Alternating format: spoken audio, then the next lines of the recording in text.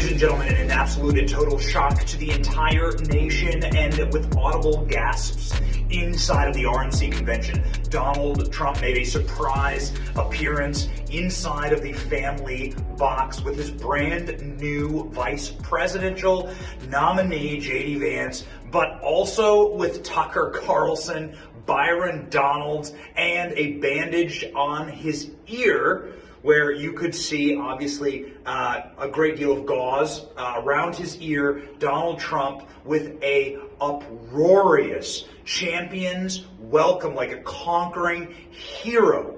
You are not going to believe this. Listen with your own ears and listen to the love for this man. I'm telling you, I was inside of the arena. I had to step away into like a little box over here. It was the loudest roar I've ever heard in my life. It was bigger than anything that has ever happened in any sports stadium. There were people in tears.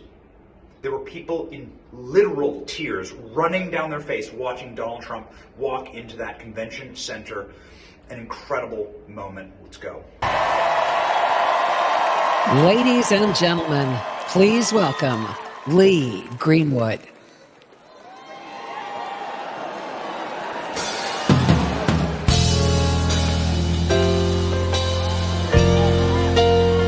Hello, RNC. Is there any doubt who's going to be the next president of the United States? Prayer works. This nation based on faith. Prayer works.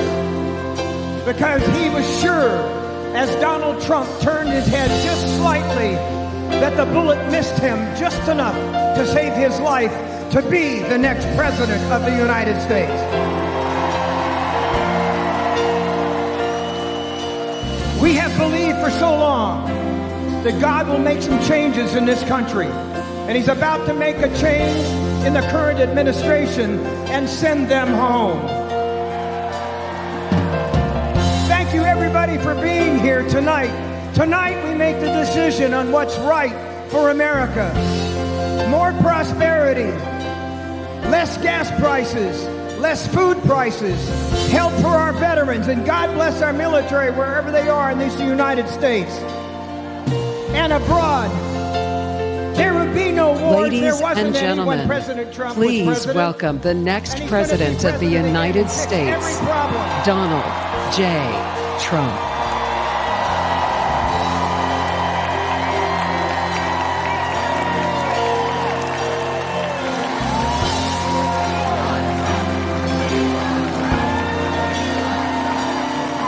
If tomorrow all the things were gone, I'd work for all my life, and I had to start again, just my children and my wife. Thank my lucky stars to be living here today, 'cause the flag still stands for freedom, and they can't take that away.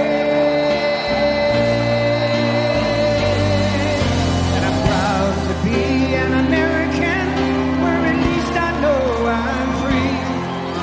I won't forget the men who died, who gave that right to me. And I gladly stand up next to you and defend her still today. 'Cause there ain't no doubt I love this land. Sing it! God bless the USA.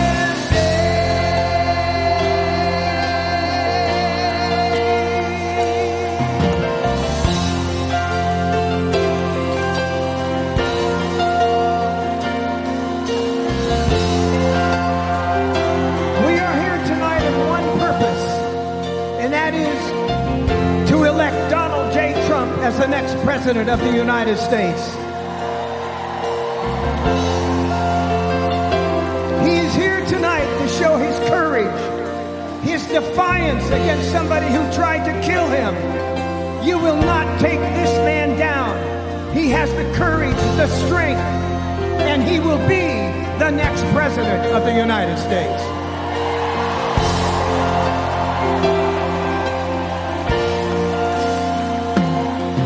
From the lakes of Minnesota to the hills of Tennessee, across the plains of Texas, from sea to shining sea. Ladies and gentlemen, the 45th President of the United States and soon to be the 47th President of the United States, please welcome Donald J. Trump.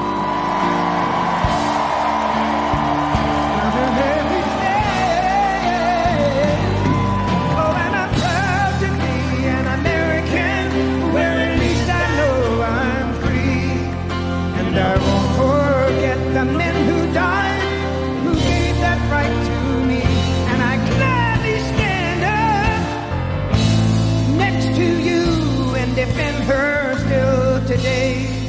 'Cause there ain't no doubt I love this land. God bless the USA.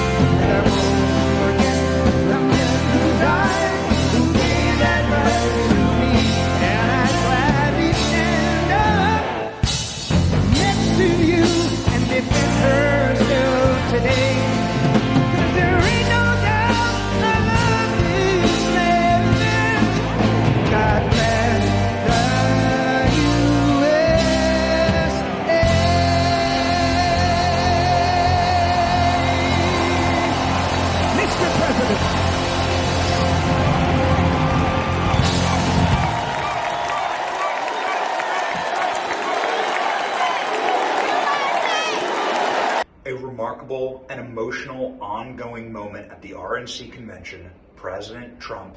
The Tucker Carlson edition is amazing, by the way, inside of that box. Tucker Carlson in the box with President Trump. The Byron Donalds edition, also very, very interesting, as Byron Donalds is, of course, somebody who was on the VP list, the vetting list. This is saying very positive things about Byron Donalds' future, obviously. J.D. Vance,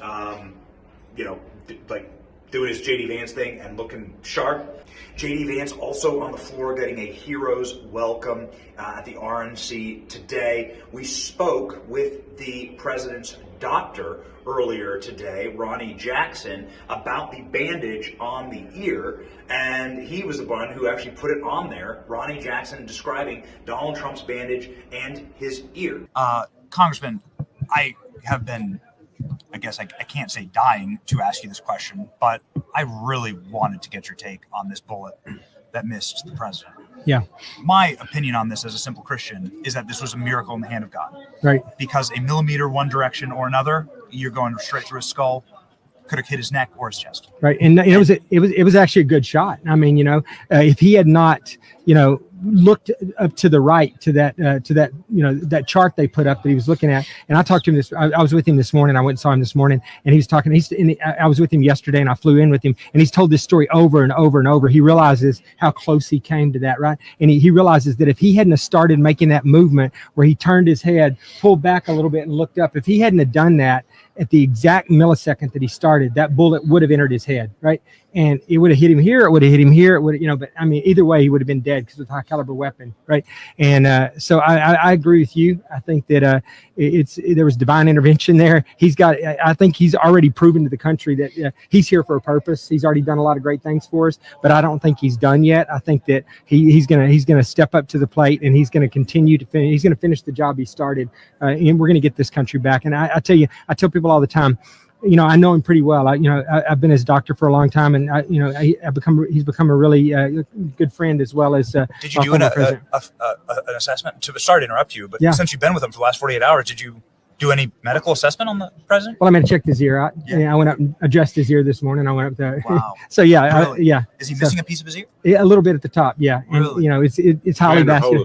Yeah, that's right. That's what did he tell you that whenever he first happened? He's like, that's what he told me too. Yeah. The Netflix adaptation, right?